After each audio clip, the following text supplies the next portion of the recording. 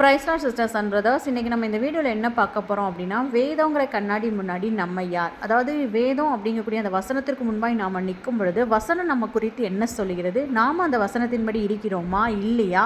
அப்படி இல்லை என்றால் நாம் எப்படி அந்த வசனத்தின்படி மாறுகிறது அப்படிங்கிறத குறித்து நம்ம என்ன செய்யலாம் இந்த வீடியோவில் பார்க்கலாம். ஆண்டவராகிய இயேசு கிறிஸ்துவை ஏற்றுக்கொண்ட பிறகு, அதாவது ரட்சிக்கப்பட்ட பிறகு, வேதத்தின் அடிப்படையில் ஒரு மனிதன் யார், அந்த மனிதன் எப்படிப்பட்டவன், வேதம் அந்த மனிதனை என்ன சொல்லுகிறதுங்கிறத வேதத்தின் அடிப்படையில் பார்க்கலாம்.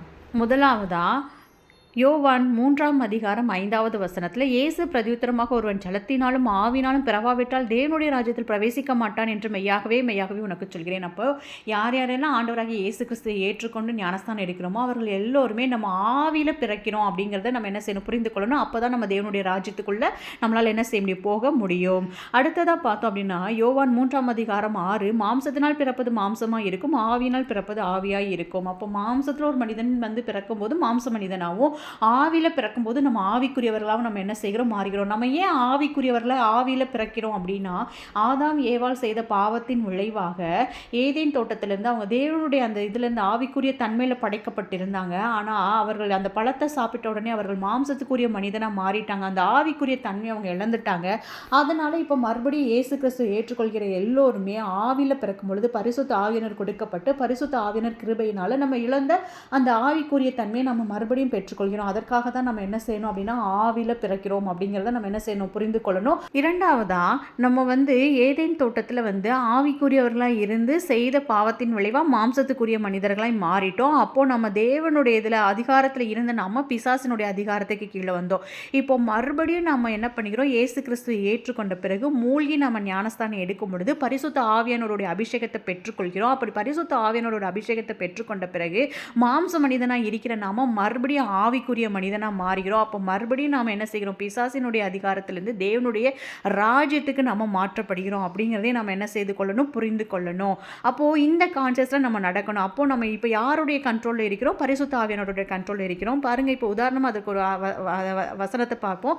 மத்தேயு 12:28, நான் தேவனுடைய ஆவியினாலே பிசாசுகளை துரத்துகிறபடியினால் தேவனுடைய ராஜ்யம் உங்களிடத்தில் வந்திருக்கிறது. அப்போ இயேசு கிறிஸ்து என்ன பண்ணுகிறார், சொல்கிறார் பாருங்க, நான் தேவனுடைய ஆவியினாலே பிசாசுகளை துரத்துகிறதுனால தேவனுடைய ராஜ்யம் உங்களிடத்துல வந்திருக்கு. அப்போ அவரே யாருடைய, தேவனுடைய ராஜ்யத்துக்குள்ள இருந்து தான் பிசாசுகளை எதிர்த்து என்ன செஞ்சிருக்கார், துரத்தி இருக்கார். அவர் ஒரு மனிதர் தான். ஆனாலும் இயேசு கிறிஸ்து நம்மளை போல ஒரு மனிதர் தான். ஆனால் அவரே பரிசுத்த ஆவியின் அபிஷேகத்தை பெற்றுக்கொண்டு தேவனுடைய ராஜ்யத்திலிருந்து தான் பிசாசுகளை துரத்தி இருக்கிறார். அப்போ அந்த ராஜ்யம் நம்ம இடத்துல வந்திருக்கு. இப்போ ஆவின் அபிஷேகம் பெற்றுக்கொள்ளும் பொழுது நாமளும் என்ன செய்கிறோம் அப்படின்னா, தேவனுடைய ராஜ்யத்துக்கு மாறுகிறோம் அப்படிங்கிறதே நம்ம என்ன செய்து கொள்ளணும், புரிந்து கொள்ளணும். இந்த கான்சியஸ், அப்போ இந்த கான்சியஸில் நம்ம இருக்கிறோமா, அப்போ பிசாசு நம்ம என்ன செய்வோம் அப்படின்னா எதிர்த்து நிற்போம். அதாவது பிசாசு அப்போ தான் என்ன செய்வோம், நம்ம அவனுடைய கண்ட்ரோலில் கிடையாது அப்படிங்கிறத நம்ம என்ன சொல்லணும், புரிந்து கொள்ளணும். அடுத்ததான் 2 கொரிந்தியர் 5:17, இப்படி இருக்க ஒருவன் கிறிஸ்துவுக்குள் இருந்தால் புது சிருஷ்டியாக இருக்கிறான், பழையவுகள் ஒளிந்து போயின, எல்லாம் புதிதாயின. அப்போ ஒருவன் கிறிஸ்துவுக்குள்ளே இருந்தோம் அப்படின்னா நம்ம என்ன செய்யணும், எப்படி இருப்போம்னா புதிய சிருஷ்டியாக இருக்கிறோம். ஏன்னா இப்போ நம்ம ஆவியில் பிறந்திருக்கோம் இல்லையா, அப்போது நம்ம ஆவியில் பிறக்கிறதுக்கு ஞானஸ்தானம் எடுக்கிறதுக்கு முன்பாக, இயேசு கிறிஸ்து ஏற்றுக்கொள்வதற்கு முன்பாக ஒரு வாழ்க்கை முறை வாழ்ந்திருப்போம்ல, அதே வாழ்க்கை முறையை நம்ம இப்போ தொடர மாட்டோம்.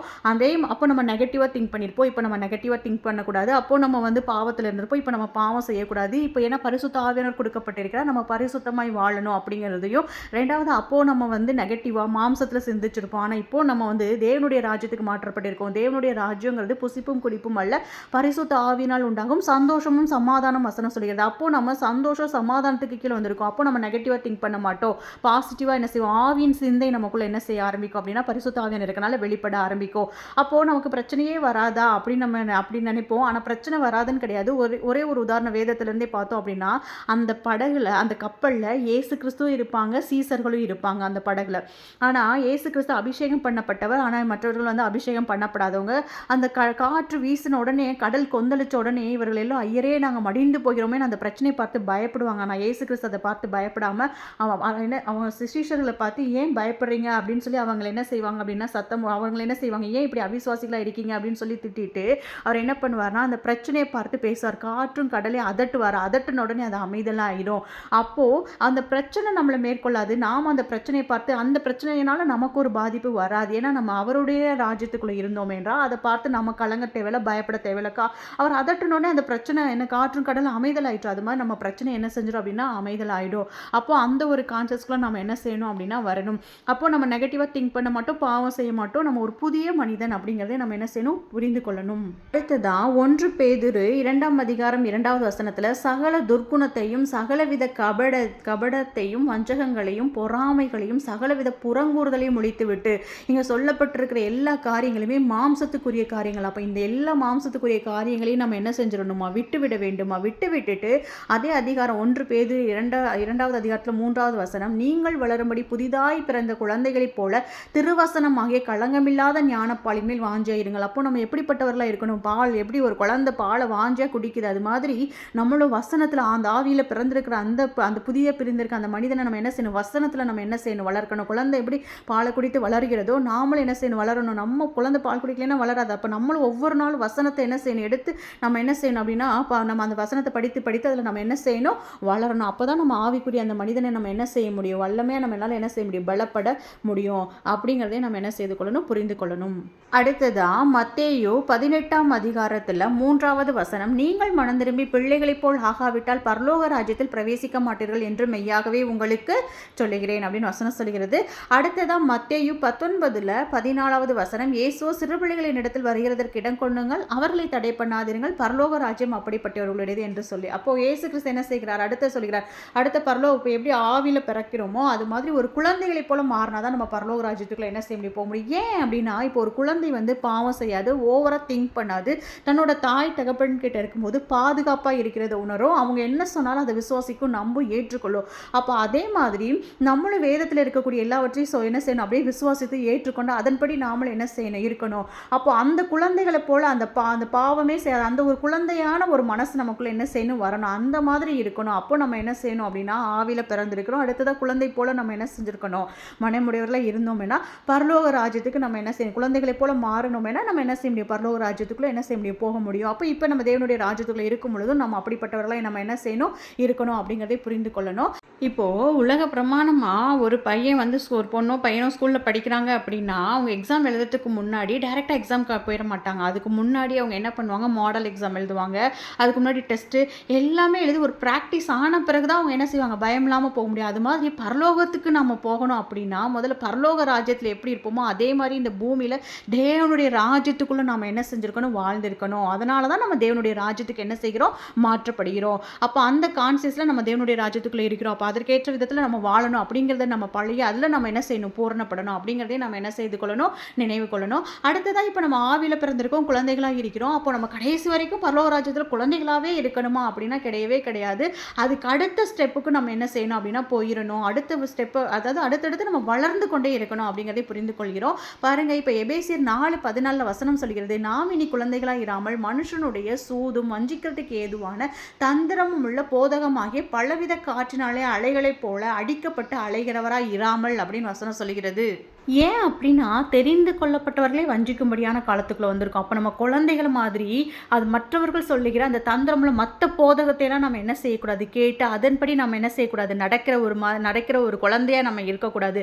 அப்போ அதுக்கு நம்ம என்ன பண்ணணும்னா அதிகமாக வேதத்தை பரிசுத்த ஆவியானவர் துணையோடு நம்ம வாசிக்கணும். அப்போ தான் அதில் உள்ளக்கூடிய ஆழமான காரியங்களை புரிந்து கொள்ள முடியும். அப்போ எதையாவது ஒரு விஷயத்தை கேட்கும்போது வேதத்தின் அடிப்படையில் இருக்கா இல்லையா அப்படிங்கிறத பரிசுத்த ஆவியானவர் நமக்கு என்ன செய்வாங்க, உணர்த்தி வைப்பாங்க. அதனால் நம்ம அடுத்த குழந்தைகளாக நம்ம இருந்துடாம அடுத்து நம்ம என்ன செய்யணும் அப்படின்னா அடுத்து வளரணும் அப்படிங்கிறதையும் நம்ம என்ன செய்து கொள்ளணும், புரிந்து கொள்ளணும். அதுக்கு அதிக நேரம் நம்ம வேதத்தை வாசித்து ஆவியானவரோடு நம்ம என்ன செஞ்சு கொள்ளணும் அப்படின்னா கனெக்ட் ஆகணும் அப்படிங்கிறத புரிந்து கொள்கிறோம். அடுத்து பாருங்க, எபேசியர் 4:15 அன்புடன் சத்தியத்தை கை கொண்டு தலையாகி கிறிஸ்துவுக்குள்ளே எல்லாவற்றிலேயுமே நாம் வளர்கிறவர்களாக இருக்கும்படியாக அப்படி செய்தார். அப்போ நம்ம என்ன செய்யணும், இயேசு கிறிஸ்துக்குள்ள எல்லாத்துலேயும் நம்ம தலையாகி கிறிஸ்துக்குள்ள வளரணும். அப்போ அதுக்கு நம்ம என்ன செய்யணும், வசனத்தை நல்லா நம்ம புரிந்து கொள்ளணும். அப்போ எல்லா போதகத்தையும் நம்ம என்ன செய்யக்கூடாது, பகுத்தறியக்கூடிய கிருபை ஆவியானவர்கிட்ட கேட்டு நம்ம என்ன செய்யணும், இயேசு கிறிஸ்து மாதிரி பூர்ணப்பட்டு நம்ம என்ன செய்யணும், வாழணும் வேதத்தின் அடிப்படையில். அப்போ பரிசுத்த ஆவியானவர் கிருபை வேண்டும் அப்படிங்கிறதே நம்ம என்ன செய்யணும், புரிந்து கொள்ளணும்.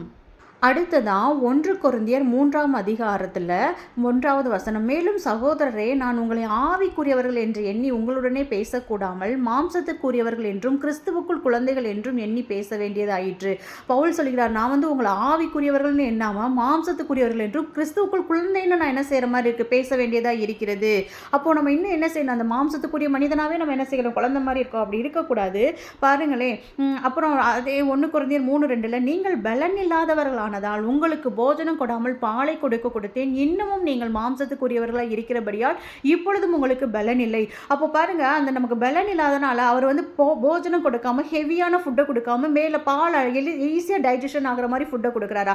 அப்போ நம்ம என்ன பண்ணணும் அப்படின்னா, மாம்சத்துக்குரியவர்களாக இருந்தோம்னா ஆவிக்குரிய காரியத்தை புரிந்து கொள்ள முடியாது. அப்போ ஆவியிலுக்குரிய மனிதனுக்கு மாம்சத்தில் எப்படி நம்ம ஃபுட் எடுக்கிறோம், அது மாதிரி ஆவியில் இருக்கக்கூடிய அந்த மனிதனுக்கு ஆவியில் நம்ம என்ன செய்யணும், உணவு வேதத்தை வாசிச்சு அப்படி நம்ம பலன் கொள்ள தான் மாம்சத்தில் வெளியில ஆவிக்குரியவர்களாக முடியும். ஆவிக்குரியவர்களானால் தான் ஆவிக்குரிய காரியங்களை நம்ம புரிந்து கொள்ள முடியும். அப்போ அந்த பாலை மாதிரி அந்த எளிதாக டைஜஷன் ஆகக்கூடிய அந்த மேலோட்டமாக இருக்க சத்தியங்களை நம்ம புரிந்து கொண்டுட்டு இருக்கோம். ஆனால் ஆழமாக போகணும் அப்படின்னா நம்ம அதுக்கு என்ன செய்யணும், ஆவியில் நம்ம என்ன செய்யணும், பலன் கொள்ளணும். ஒவ்வொரு நாளும் வேதத்தை வாசிக்கணும், பரிசுத்த ஆவியானவர் கிருபையோட. அப்போ நம்ம என்ன செய்வோம், ஆழமான காரியங்களை குறித்து அந்த ஆவிக்குரிய மனுஷனை நம்ம என்ன செய்ய முடியும், பலப்பட முடியும். அதே மாதிரி மாம்சத்துக்குரிய மனிதனாக இருந்தோமே ஆனால் ஆவிக்குரிய காரியங்கள் நமக்கு புரியாது. அதனால நம்ம என்ன செய்யணும், ஆவிக்குரிய மனிதனாக நம்ம முழுமையாக மாறணும், பலன் உள்ளவர்களாய் மாறணும் அப்படிங்கிறதையும் புரிந்து கொள்கிறோம். வசனம் சொல்லுகிறது, ஆவியினாலே மாம்சத்தை அழிப்பீர்கள். அப்போ நம்ம ஆவியில பலன் கொள்ள ஆரம்பிச்சிட்டாலே ஆட்டோமேட்டிக்காக மாம்சத்தினுடைய கிரியையில என்ன செய்ய ஆரம்பிச்சோம் அப்படின்னா நம்மளை விட்டு போயிடும். அப்போ மாம்சத்தில் பலன் கொண்டு இருந்தோம்னா ஆவியில பலன் கொள்ள முடியாது. ஆவியில பலன் கொண்டோம்னா மாம்சத்தினுடைய கிரியைகள் போக ஆரம்பிச்சிடும். அப்போ நம்ம என்ன செய்ய ஆரம்பிக்கணும், ஆவியானவர்கிட்ட ஜெபிக்க, வேதத்தை வாசிக்க, அந்த ஆவியில பலன் கொள்ள மாம்சத்திலேருந்து நம்ம என்ன செஞ்சிருவோம், மாறிடுவோம். அடுத்து எபிரேயர் 5:12 பாருங்களேன், காலத்தை பார்த்தால் போதகராக இருக்க வேண்டிய உங்களுக்கு தேவனுடைய வாக்கியங்களின் மூல உபதேசங்களை மறுபடியும் உபதேசிக்க வேண்டியதாயிடுச்சு. நம்ம நேரம் ரட்சிக்கப்பட்ட காலத்துக்கு நம்ம போதகராகவே ஆயிருந்திருக்கலாம். ஆனால் அந்த மூலமாக பேசிக்காக அடிப்படையாக இருக்கக்கூடிய விஷயத்தை மறுபடியுமே நமக்கு என்ன செய்ய வேண்டியதாக இருக்கான், போதிக்க வேண்டியதாக இருக்கிறான். நீங்கள் பலமான ஆகாரத்தை அல்ல பாலை உண்ணத்தக்கவர்கள் ஆனீர்கள். நம்ம ஹெவியான ஃபுட் இல்லை, நம்ம லைட்டாக இருக்கக்கூடிய அந்த பாலை மேலோட்டமாக ஒரு குழந்தை மாதிரி சின்ன அந்த சாதாரணமான விஷயங்களை தான் நம்ம என்ன செய்கிறோம், புரிந்து கொள்கிறோம். ஆழமான காரியத்தை நம்மளால் என்ன செய்ய முடியல, புரிந்து கொள்ள முடியல. அதே எபிரேயர் 5:13 பால் உண்கின்ற குழந்தையாய் இருக்கிறபடியினாலே நீதியின் வசனத்தில் பழக்கமில்லாதவனாய் இருக்கிறான் அப்படின்னு சொல்லி வசனம் சொல்கிறது. அப்போ நம்ம என்ன செய்கிறோம், பால் உண்கிறதா நீதியின் வசனத்தை ஆழமான சத்தியத்துக்குள்ள நம்மளால் என்ன செய்ய முடியல, இன்னும் நம்மளால் என்ன செய்ய முடியல, கான்சன்ட்ரேட் பண்ண முடியல அப்படிங்கிறதே நம்ம என்ன செய்கிறோம், புரிந்து கொள்கிறோம். அடுத்து பாருங்களேன், எபிரேயர் 5:14 பலமான ஆகாரமானது நன்மை தீமை இன்னதென்று பயிற்சியினால் பகுத்தறியத்தக்கதாக முயற்சி செய்யும் ஞானோந்திரியங்களை உடையவர்களாகிய பூர்ண வயதுள்ளவர்களுக்கே தகும். அப்போ பலமான ஆகாரம் அப்படிங்கிறது என்னவா, நன்மை தீமைன்னு பகுத்தறியத்துக்கு அதாவது என்ன செய்யணும், பகுத்து ஏன் இப்படி இருக்கணும், ஏன் நம்ம அதை செய்யக்கூடாது அப்படிங்கக்கூடிய அந்த பகுத்தறியக்கூடிய அறிவு நமக்கு என்ன செய்யணும், வேண்டும். பகுத்தறிய ஆரம்பிச்சிட்டோம்னாலே நன்மை எது தீமை எதுங்கும் போது நம்ம நன்மையான காரியத்தை அப்படியே நம்ம என்ன செய்ய ஆரம்பிச்சுக்கோ, தெரிந்து கொள்ள ஆரம்பிப்போம். அப்படி நம்ம தெரிந்து கொள்ளணும் அப்படின்னா அதுக்கு என்ன வேணுமா, அந்த அளவுக்கு ஞானோந்திரியங்களுடைய பூர்ண வயதுள்ளவர்களுக்கு அந்த அளவுக்கு ஞானத்தோட அந்த அளவு ஒரு பூர்ண வயது அந்த அளவுக்கு நம்ம வளர்ச்சி பெற்றிருக்கணும், அந்த அளவுக்கு நம்ம வளர்ந்துருக்கணும் வசனத்தில். அப்போ தான் பலமான ஆகாரத்தை நம்மளால் என்ன செய்ய முடியும், எடுக்க முடியும், புரிந்து கொள்ள முடியும். அப்படிங்கிறதே நம்ம என்ன செய்கிறோம், புரிந்து கொள்கிறோம். அப்போ அந்த அளவுக்கு நம்ம என்ன செய்யணும், வளரணும். அடுத்து பார்த்தோம் அப்படின்னா எபேசியரில் 4ஆம் அதிகாரம் 11 மேலும் நாம் அனைவரும் தேவனுடைய குமாரனை பற்றும் விசுவாசத்திலும் அறிவிலும் ஒருமைப்பட்டவர்களாகி கிறிஸ்துவினுடைய நிறைவான வளர்ச்சியின் அளவுக்கு பூர்ண புருஷராகும் வரைக்கும். அப்போ நம்ம தேவனை பின்பற்றும்லே அந்த விசுவாசத்தில் அறிவில் நம்ம எப்படிப்பட்டவர்களாக கிறிஸ்துவினுடைய இயேசு கிறிஸ்துவனுடைய அளவுக்கு நம்ம என்ன செஞ்சுருக்கணும், பூர்ண புருஷராகிற வரைக்கும் நம்ம என்ன செஞ்சுருக்கணும், வேதத்தில் படித்து நம்ம என்ன செஞ்சுருக்கணும், அந்த அளவுக்கு நம்ம என்ன செஞ்சுருக்கணும், ஆவியில் உணவெடுத்து நம்ம என்ன செஞ்சுருக்கணும், வளர்ந்துருக்கணும். அப்படிங்கிறதே நம்ம என்ன செய்து கொள்கிறோம், புரிந்து கொள்கிறோம். ஏன் அப்படின்னா கலாத்தியர்ல வசனம் சொல்லுகிறது, எத்தனை பேர் ஞானஸ்தானம் எடுத்துக்கொள்கிறோமோ அவருடைய இயேசு கிறிஸ்துவோட நாமத்துல அத்தனை பேருமே கிறிஸ்துவை தரித்துக் கொண்டீர்கள். அப்போ அந்த அளவுக்கு நம்ம என்ன செஞ்சிருக்கணும், கொஞ்சமான அந்த பலமான ஆகாரம் அப்படியே குழந்தை மாதிரி பாலை மாதிரி எடுத்து அடுத்து நம்ம என்ன செஞ்சிருக்கணும், இயேசு கிறிஸ்து மாதிரி பூர்ணப்பட்டிருக்கணும். ஏன்னா அவர் தானே நமக்கு முன்னாடி பரலோகம் போய் காட்டியிருக்காங்க. அப்போ அவர் மாதிரி நம்ம வாழ்ந்தால் தான் நம்மளும் என்ன செய்ய முடியும், போக முடியும். அப்போ அந்த அளவுக்கு குழந்தைகளாய் நம்ம என்ன செஞ்சிருக்கணும், வளர்ந்துருக்கணுங்கிறதே நம்ம என்ன செஞ்சுக்கொள்ளணும், இந்த இடத்துல புரிந்து கொள்ளணும். அடுத்ததா எபேசியர் 3:16 நீங்கள் அவருடைய ஆவியினாலே உள்ளான மனுஷனில் வல்லமையாய் பலப்படவும் பரிசுத்த ஆவியானவரால் உள்ளான அந்த ஆவிக்குரிய ஆவியில் பிறந்திருக்க அந்த மனிதனை நம்ம என்ன செய்யணும், வல்லமையாக பலப்படணும். அப்போ அதிக நேரம் ஆவியில் ஜெபிக்கணும், ஆவியில் நிறைந்து வேதத்தை வாசிக்கணும். நம்ம அப்படி இருந்தோம்னா தான் உள்ளான அந்த மனுஷனை நம்ம என்ன செய்ய முடியும், ஆவியானவரோட கனெக்ட் ஆக நம்ம வல்லமையாக பலப்பட முடியும். அடுத்ததாக எபேசியர் 3:17 விசுவாசத்தினாலே கிறிஸ்து உங்கள் இருதயங்களில் வாசமாய் இருக்கவும் நீங்கள் அன்பிலே வேரூன்றி நிலை பெற்றவர்களாகி. அப்போது நம்ம கிறிஸ்துவ அவர் நமக்குள்ள வாசமாக இருக்கும். அவர் நம்ம என்ன செஞ்சுருக்கணும், அன்பில் வேரூன்றப்பட்டவர்களை நிலைத்து இருக்கக்கூடியவர்களை நம்ம என்ன செய்யணும், மாறணும் அப்படிங்கிறதே நம்ம என்ன செய்கிறோம், இதை புரிந்து கொள்கிறோம். அடுத்ததாக பாருங்கள், அதே எபேசியரில் 3:18 சகல பரிசுத்தவான்களோடும் கூட கிறிஸ்துவினுடைய அன்பின் அகலமும் நீளமும் ஆழமும் உயரமும் இன்னதென்று உணர்ந்து கிறிஸ்துவினுடைய அன்பினுடைய ஆழம் நீளம் உயரம் அகலம் அப்படிங்கிறது என்னங்கிறத நம்ம புரிந்து கொள்ளணும். அவரை பற்றி ஃபுல்லாக ஆழமாக தெரிந்து கொள்ளணும். அப்போ தான் நம்ம என்ன செய்வோம் அப்படின்னா, யார் என்ன சொன்னாலும் இவரை பற்றி நமக்கு தெரிஞ்சிருந்தா தானே நம்மளால் என்ன செய்ய முடியும். இல்லை அப்படி இல்லை, வேதம் இப்படி சொல்லுகிறது, அப்போ அந்த அளவுக்கு நம்ம என்ன செஞ்சுருக்கணும், அதனுடைய எல்லாத்தையும் உயரம் ஆழம் எல்லாத்தையும் நம்ம அறிந்திருக்கணும். ஆவியானவர் அதுக்கு நமக்கு என்ன செய்வாங்க, உதவி செய்வாங்க. அப்போ அந்த அளவுக்கு நம்ம என்ன செஞ்சுருக்கணும், வேதத்தில் வாசித்து ஜெபித்து ஆண்டவரோட கனெக்ட் வச்சுருந்துருக்கணும் அப்படிங்கிறதையும் நம்ம என்ன செய்கிறோம், புரிந்து கொள்கிறோம். அப்போ தான் நம்ம என்ன பலவிதமான போதகங்கள் எல்லாவற்றையும் வேதத்தில் என்ன சொல்லப்பட்டிருக்கு, அப்போ வேதத்தின் வசனத்தின்படி இருக்கான்னு எல்லாத்தையும் ஆராயக்கூடியவர்களாய் நம்ம என்ன செய்வோம், மாறுவோம். வஞ்சிக்கப்பட்டு போகாமல் என்ன செய்வோம், நம்ம பரலோகத்துக்கு நேராக கடைசி வரைக்கும் நம்ம என்ன செய்வோம், பூர்ணராக முடியுங்கிறத புரிந்து கொண்டோம். அடுத்து 2 கொரிந்தியர் 4:16 ஆனபடியினாலே நாங்கள் சோர்ந்து போகிறதில்லை, எங்கள் புறம்பான மனுஷனானது அழிந்தும் உள்ளான மனுஷனானது நாளுக்கு நாள் புதுப்பிக்கப்படுகிறதுன்னு பவுல் சொல்கிறார். பாருங்க, அவர் என்ன சொல்கிறாரா, நாங்கள் சோர்ந்து போகிறதில்லை, ஏன்னா மாம்சம் தான் சோர்ந்து போவோம், ஆவி உற்சாகம் உள்ளது. எங்கள் புறம்பான மனுஷனானது அழிந்து, அந்த மாம்ச மனுஷன் அழிந்து உள்ளான மனுஷனானது நாளுக்கு நாள் என்ன செய்கிறது, பலப்படுகிறது அப்படின்னு சொல்லுகிறாரு. அடுத்து ரோமர் 12:2 பாருங்க, நீங்கள் இந்த பிரபஞ்சத்திற்கு ஒத்த வேஷம் தெரியாமல் இந்த உலகத்துக்குரியவங்க கிடையாது, தேவனுடைய நன்மையும் பிரியமும் பரிபூர்ணமான சித்தமும் இன்னதென்று பகுத்தறியத்தக்க உங்கள் மனம் புதிதாகிறதுனாலே மறுரூபம் ஆகுங்கள். இந்த உலகத்துக்குரியவர்கள் போல இல்லாமல் நன்மை பிரியம் என்ன, தேவனுடைய சித்தம் என்ன அப்படிங்கிறத நம்ம உணர நம்ம மனசு புதிதாகும். பகுத்தறிய ஏன் ஆராய பகுத்தறிய நம்ம மனம் புதிதாகும். அப்போ நம்ம மறுரூபம் ஆகும். எப்படி நம்ம இந்த மாம்ச மனிதன்ல இருந்து நம்ம ஆவிக்குரியவர்களை என்ன செய்வோம், மறுரூபம், அந்த ரூபத்துக்கு நம்ம என்ன செய்வோம், ஆவிக்குரிய ரூபத்துக்கு நம்ம என்ன செய்வோம், மாறுவோம். அப்போ நம்ம என்ன செய்யணும், அப்படிப்பட்ட ஒரு அந்த மாதிரியான அந்த உள்ளான ஆவிக்குரிய மனுஷனை நம்ம அந்த அளவுக்கு என்ன செஞ்சிருக்கணும், வல்லமையா நம்ம என்ன செஞ்சிருக்கணும், பலப்பட்டு இருக்கணும் அப்படிங்கிறதே நம்ம என்ன செய்கிறோம், புரிந்து கொள்கிறோம். அடுத்ததான் 1 யோவான் 5:4 தேவனால் பிறப்பதெல்லாம் உலகத்தை ஜெயிக்கும், நம்முடைய விசுவாசமே உலகத்தை ஜெயிக்கிற ஜெயம். தேவனால் ஆவியில் பிறந்திருக்கிற நம்ம எல்லாருமே உலகத்தை ஜெயிப்போம். உலகம் மாம்சம் அந்த எல்லா காரியத்தையும் நம்ம அதனுடைய இச்சைகள் எல்லாத்தையும் நம்ம என்ன செய்வோம், ஜெயிப்போம். நம்முடைய விசுவாசமே உலகத்தை ஜெயிக்கிற ஜெயம். அதே 1 யோவான் 5:18 தேவனால் பிறந்த எவனும் பாவம் செய்யான் என்று அறிந்திருக்கிறோம், தேவனால் பிறந்தவன் தன்னை காக்கிறான், பொல்லாங்கன் அவனை தொடான். ஏன்னா தேவனால் பிறந்திருக்கிறவங்க பரிசுத்த ஆவியோட அபிஷேகத்தை பெற்றிருக்காங்க, அதனால பாவத்தை என்ன செய்ய மாட்டாங்க. பரிசுத்த ஆவியான அந்த கிருபை நமக்கு என்ன செய்வாங்க, கிருபையாக கொடுப்பாங்க. அவங்க தன்னை காத்துக்கிறதுனால பொல்லாங்கன்னு அவங்களை என்ன செய்ய முடியாது, தொட முடியாது. ஆனால் மற்றவர்களெல்லாம் பொல்லாங்கன்குள்ள தான் என்ன செய்கிறாங்க, கிடப்பாங்க. ஆனால் நம்ம அப்படிப்பட்டவர்களை என்ன செய்ய மாட்டோம், இருக்க மாட்டோம். அப்போது நம்ம தேவனோட பிறந்திருக்கிறோம், ஆவினால் பிறந்திருக்கிறோம், குழந்தைகளாக இருக்கக்கூடாது, பலவிதமான போதத்தில் நம்ம அடிக்கப்படுகிறவர்களாக இருக்கக்கூடாது, பலமான ஆகாரத்தை உண்கிறவர்களாக இருக்கணும், மாம்சத்துக்குரியவர்களாக இருக்கக்கூடாது, ஆவிக்குரியவர்களாக இருக்கணும். இப்படி ஒவ்வொரு நாளும் நம்ம அதில் என்ன செய்து கொண்டே இருக்கணும், ஆழமான அந்த காரியத்தில் நம்ம என்ன செஞ்சு கொண்டே இருக்கணும், வளர்ந்து கொண்டே இருக்கணுங்கிறத நம்ம என்ன செய்கிறோம், புரிந்து கொள்கிறோம். அடுத்ததான் யாக்கோபுல 1:22 அல்லாமலும் நீங்கள் உங்களை வஞ்சாதபடிக்கு திருவசனத்தை கேட்கிறவர்களை மாத்திரமல்ல அதன்படி செய்கிறவர்களாயும் இருங்கள். நம்ம வசனத்தை கேட்கிறவர்களா இல்லை, அதன்படி செய்யணும். அப்படி செய்யலைன்னா நம்மை நாமே வஞ்சிக்கிறவர்களாக இருப்போம். அதனால் நம்ம என்ன செய்யணும், திருவசனத்தை கேட்டு அதன்படி செய்கிறவர்களாய் நம்ம என்ன செய்யணும், மாறணும். அப்போ தான் நம்ம வஞ்சிக்கப்படாமல் இருக்க முடியும். அடுத்ததாக பார்த்தோம் அப்படின்னா யாக்கோபுல அதே அதிகாரத்தில் 23 எண்ணத்தினால் எனில் ஒருவன் திருவசனத்தை கேட்டும் அதன்படி செய்யாதவன் ஆனால் கண்ணாடியிலே தன் சுவாப மனுஷனை பார்க்கிற மனுஷனுக்கு ஒப்பா இருப்பான். நான் எப்படிப்பட்ட மனிதனா இருப்போம், வசனத்துக்கு முன்னாடி கண்ணாடிக்கு முன்னாடி நின்னா நம்மளை எப்படி தெரிகிறதோ அது மாதிரி வசனத்துக்கு முன்னாடி நிற்கும் போது நம்ம சுவாப மனிதனா நம்ம என்ன செய்வோம், கேட்டதற்கு கண்ணாடியில் என்ன செய்வோம், சுவாப மனிதன், அந்த ஜென்ம சொப்பமான மனிதன், அந்த மாம்சத்துக்குரிய மனிதனா தான் நம்ம என்ன செய்வோம் தெரியும், ஆவிக்குரிய மனிதனா நம்ம என்ன செய்ய மாட்டோம், இருக்க மாட்டோம். அதனால வசனத்தை கேட்டு அதன்படி செய்கிறவர்களை நம்ம மாறணும். அந்த ஆசை நமக்குள்ள வரணும், அந்த கான்சியஸ் நமக்குள்ள வரணும். அந்த எண்ணம் வந்துட்டாலே பரிசுத்த ஆவியான நமக்கு அதன்படி வாழ என்ன செய்வாங்க, கிருபை தருவாங்க. அப்போ இதை ஒவ்வொரு நாள் நினைவு கூர்ந்து ஆவியான ஆவியானவரே எனக்கு உதவி செய்யுங்கன்னு கேட்டால் அவர் என்ன செய்வாங்க? உதவி செய்வாங்க. அடுத்ததாக பாருங்கள் 2 கொரிந்தியர் 3:18 நாம் எல்லோரும் திறந்த முகமாய் கர்த்தருடைய மகிமை கண்ணாடியிலே காண்கிறது போல கண்டு ஆவியாய் இருக்கிற கர்த்தரால் அந்த சாயலாக தானே மகிமையின் மேல் மகிமை அடைந்து மறுரூபம் ஆக்கப்படுகிறோம். அப்போது நம்ம என்ன செய்கிறோம்? கண்ணாடியில் அவரோட மகிமையை பார்த்து மகிமை மேல் மகிமை அடையும் பொழுது எப்படி கண்ணாடியில் பார்த்தோம்னா அவருடைய சாயலாகவே நம்ம என்ன செஞ்சுருப்போம்? மகிமை அடைந்து என்ன செஞ்சுட்டு போயிருப்போம்? அவருடைய மகிமையினால் மகிமை மேல் மகிமை அடைய அவரோட பிரசன்ஸில் உட்கார உட்கார உட்கார உட்கார இந்த மாம்சத்துக்குரிய மனிதனான நம்ம ஆவிக்குரிய அந்த மறுரூபமாக நம்ம என்ன செஞ்சுருவோம்? ஆக்கப்பட்டுருவோம். அப்போது நம்ம என்ன செஞ்சுருவோம்? மாம்ச மனிதர்லேருந்து ஆவிக்குரிய மனிதர்களை மாறுவோம். அந்த மாதிரி உள்ளார்ந்த அந்த ஆவிக்குரிய மனுஷன் நம்ம வல்லமே என்ன செய்யணும்? பலப்படணும். வேத வசனத்தை அதிகமாக வாசித்து ஜெபித்து அதன்படி நடக்கணும். அடுத்ததாக அதிக நேரம் அந்நிய பாஷையில் பேசி ஆவியானவர் கிருபையோடு ஜெபிக்கணும்.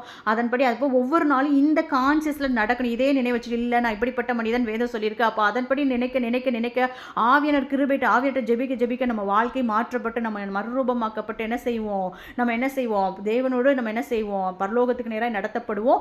2வது எழுப்புதல். அப்போ தான் நம்ம தேசங்களுக்குள்ள என்ன செய்ய வரும்? அப்போ ஒவ்வொருவரும் இப்படிப்பட்ட ஒரு அனுபவங்களுக்குள்ள நம்ம என்ன செய்யணும் போகணும். இந்த செய்தி உங்களுக்கு ரொம்ப ஆசீர்வாதமாக இருக்குன்னு விசுவாசிக்கிறேன். கர்த்தர் உங்களையும் உங்கள் குடும்பத்தையும் அளவில்லாத ஆசீர்வதிப்பாராக. Thank you brothers and sisters. Amen.